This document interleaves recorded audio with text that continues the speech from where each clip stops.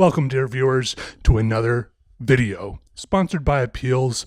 My name is Peter, here with you today.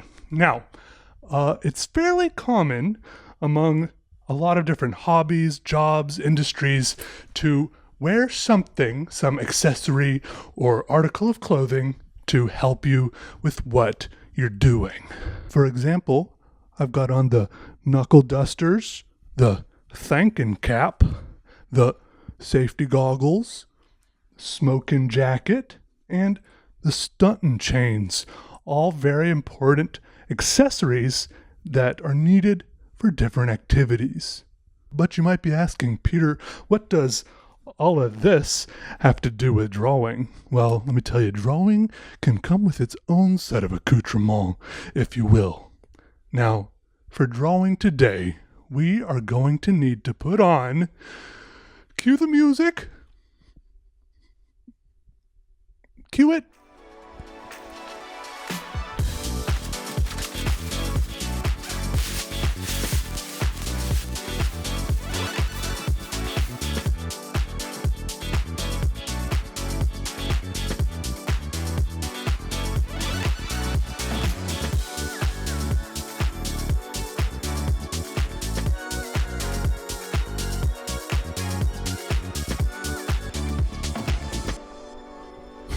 I demand cozy feet, and frankly, I can't work without them.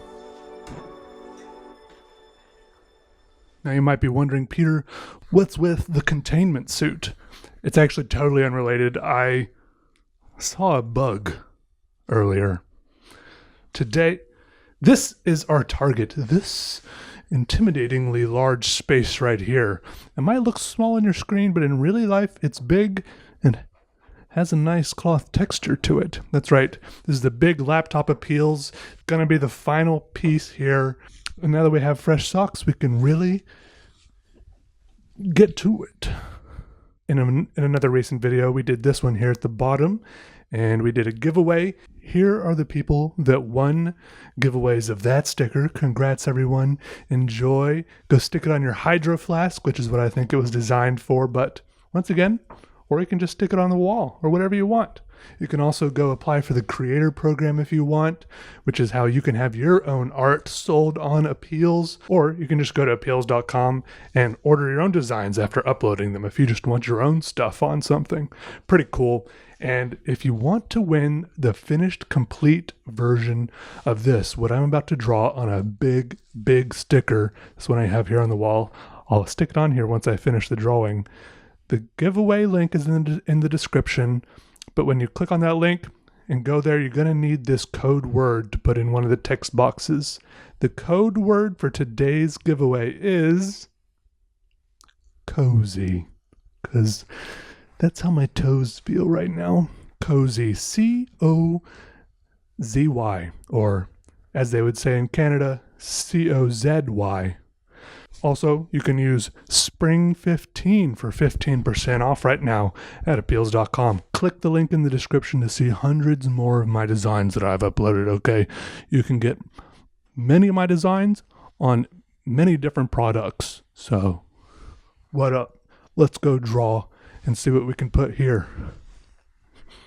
So, once again, I used the Peter pen, which was made by me, Gold Spot, and Narwhal pens, and I think altogether I did all these drawings. It's been a pretty good testament to the construction of this pen, because I did this whole drawing, which took me 10 hours, and I only had to refill the pen once, and I started out with it only about 1/3 full.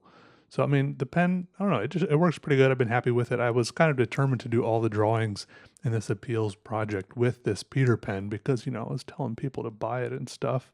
I needed to use it a bunch and make sure it worked well and was reliable. But I already knew this because I had tried a Narwhal pen before and I felt good about it. But I hadn't used any of the Narwhal pens as much as I used this Peter pen.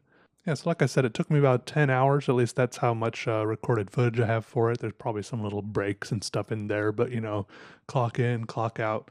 It was about 10 hours, probably over 2 or 3 days. I think it was only 2 days, actually. I kind of just sat down and did it.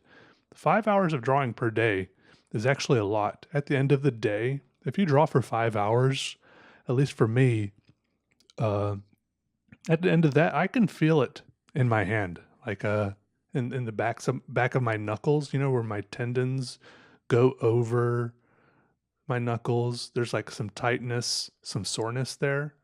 Only start feeling it maybe after about 4 or 5 hours, and the more you draw, if you don't draw a lot, you probably could start feeling that sort of thing, in a much shorter amount of time, even just after an hour. But it's good to take lots of little small breaks as well. You know, draw for draw for a minute or 5 minutes, and then stop for 10 or 15 seconds. Stretch your fingers. Lots of little breaks. I mean, I don't know if that 5 minute thing is even. I think I do it subconsciously. The little breaks I take, right? Little breaks are important. Long breaks are important. Don't hurt yourself, right? It's not worth it. I will say there are a few types of drawing that seem to make my hand get faster. I mean, get tired faster than other types of drawing, like stippling, for example. For some reason, there's something about drawing all those tiny dots that makes my hand get tired like twice as fast. And I'm not sure why. It's not like I don't think I squeeze the pen harder or not.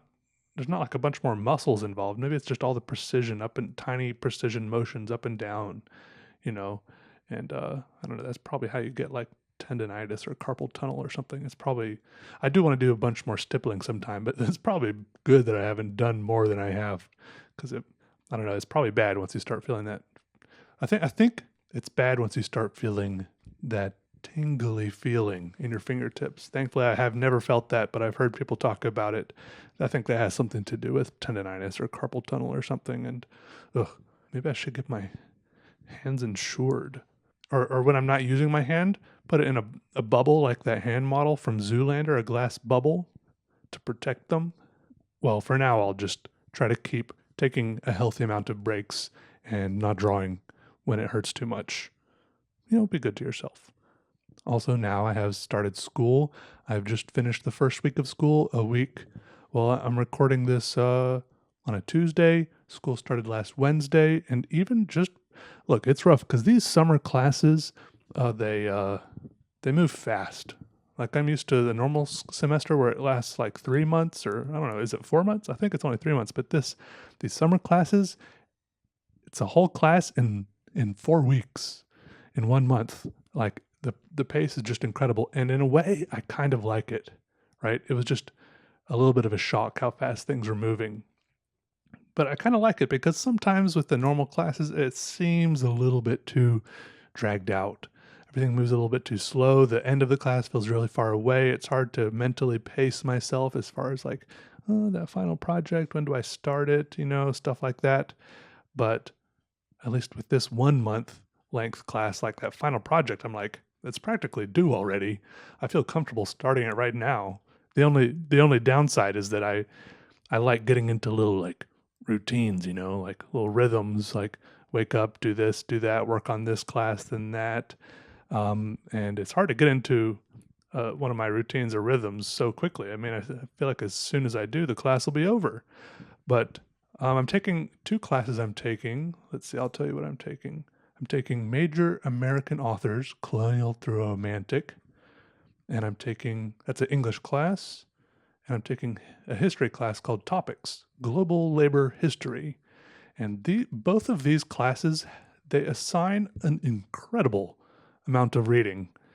I mean, I'm a pretty quick reader, but some of this reading, they're like scholarly articles and journals, and or some of it's like old English, where they used to spell things differently. It's one thing to read like a novel you like, and you can just speed through it, but some of these, I have never Googled so many words. Like I thought I knew most of the words in the English language, but I've been sitting here Googling words all for the past few days. I mean, I Googled usufruct. I Googled uxorilocal. I Googled corvée. And then sometimes they throw in little Latin phrases or words that they just kind of, especially with these scholarly people, they're like, there's some Latin phrases that have worked their way into regular English usage, like saying status quo or something. That's one of the ones that I feel like most people know or at least could understand in common usage just from context clues. But like I googled deterior conditio, and there's not a when I googled that deterior conditio, there wasn't even a definition. I just had to look up another article which had a definition of it. Like usually when you Google something, Google's like, oh, here's the definition, right? I had to like do actual research. So I mean, it's I'm learning stuff. So, some of it's easier, some of it's harder. But these classes, both of how you ever get that feeling like with college professors, and you're like, you I mean, they must know, but you want to tell them like, you do know, I have other classes, other stuff going on in my life, right? But I mean, at the end of the day, it's just sometimes when you see all the assignments and then you're like, whoa, this is a lot. But then you sit down and do it, and at least for me, I try to do it all at once ahead of time, way ahead of schedule, and then it's just kind of stressful for a few days, and then everything is okay after that. I mean, like each day, this one class assigns like a chapter of this, 2 chapters of that, 15 pages here, 30 pages there of this stuff you just have to slog through. And then there's all these discussion boards where I have to post comments and then reply to comments. And sometimes my classmates' comments are more difficult reading than the actual articles. So far in the labor class, we've just learned about things, like at the beginning, we learned about things like, the word Marx was said a lot, of course, free labor, wage labor, slavery, proletariat, bourgeoisie, stuff like that, slavery, chattel. The beginning now, we're moved on to different types of slavery, like chattel slavery. A lot of these words I don't know if I'm saying right because I'm mostly just reading them and no one is saying them out loud because it's all just online text. Learn about different types of slavery in the United States, and then now we're learning about different types of slavery in like China, Korea, Africa, like East Africa, Arabia, stuff like that. So we'll see where it goes from there. I guess that's just one type of labor, and I guess we'll go on to learn about different types of labor. Like I said, we're only like 3 or 4 days in, and I feel like I've read like 10 books worth of stuff already. And I have to write a paper too. It's going to go fine. It's going to go fine. Keep telling yourself that, Peter. Everything's going to be okay. Your eyes aren't actually bleeding from reading all this stuff on a computer screen. That's why I have these glasses that are blue light filtering. They help some. Also, I will say I did commit a bit of a social faux pas in the messaging of my one of my professors.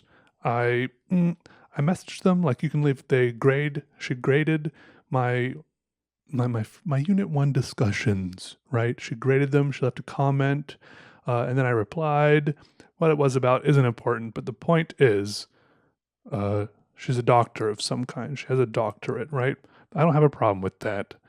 I don't know why I would, but I was a little bit spoiled in my interactions with the professors in my previous professors I've talked to in my interior architecture program.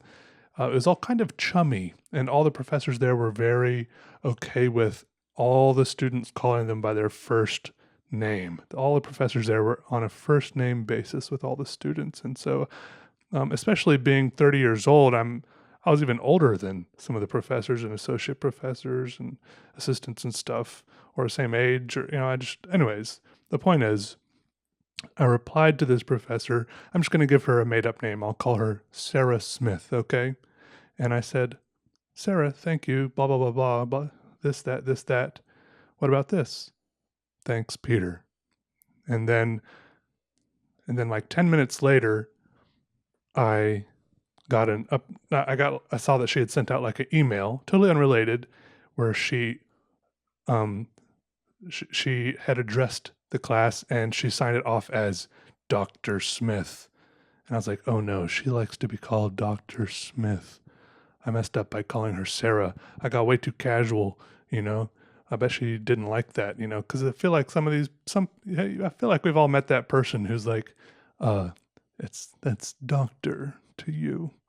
I was like, uh-oh. And so I sent another message quickly. It was like 10 minutes later. I sent another message saying, Dr. Smith. Sorry. Thanks, Peter. With like a little asterisk. Like I was, does anyone else do those asterisks? Like saying as a little sign, an indicator that you're correcting something? I don't know if, is that like a widely accepted thing that everyone knows what that means? So I tried to correct myself. But in the same minute I sent that, the same minute she replied to me and she said, "Dear Peter, Dr. Smith here." I was like, oh no. Am I on her bad side now? I wonder, are there any doctors out there who don't tell people they're doctors? There probably are. Oh, I bet those people are nice. I'm all right. I know. I'm being annoying now. People, hey, if I was a doctor, I'd be like, I worked for this. I worked hard for it. And I'm going to try to beat you over the head with it any chance I get. In fact, I've pretended to be a doctor a lot of times, and I'm not anything close to a doctor. So, I mean, I'm even worse than that. Anyways, everything with the classes is going great. Sometimes the readings feel a little bit difficult, but then sometimes by the end of the reading, and I'm like, wow, this is actually really interesting stuff that I would never have thought about before, So I am enjoying it, even if it's a lot of sitting and staring and reading. It's all right. It's good. Everything's going okay. Yeah, there's my update for you. Okay, here we are, and here we have it. The finished product. Look at that. Pretty awesome. Now all we have to do is put it in this spot. Oh, that's gonna feel good. Just gonna. You mind holding this? Just kidding. There's no one there. Gonna see if I can stick it on here and hold and talk into the mic at the same time.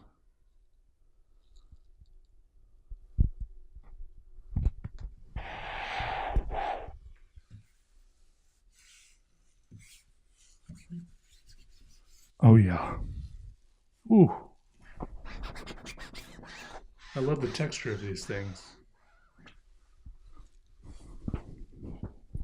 That's right. That's a good feeling. Looks great, feels great, and you can stick it, remove it, and reuse it. So no worries if I did get it wrong the first time. Go check this out on their website. I saw one guy on Instagram had bought, I think maybe this one up here and put it on the side of his computer case or something. It looked awesome. Check it out. Thanks for watching, everyone. Onward. More lines in the future. That's the forecast. Thank you, and good night. Yes, I'm probably going to sleep in this, but it's pretty comfortable.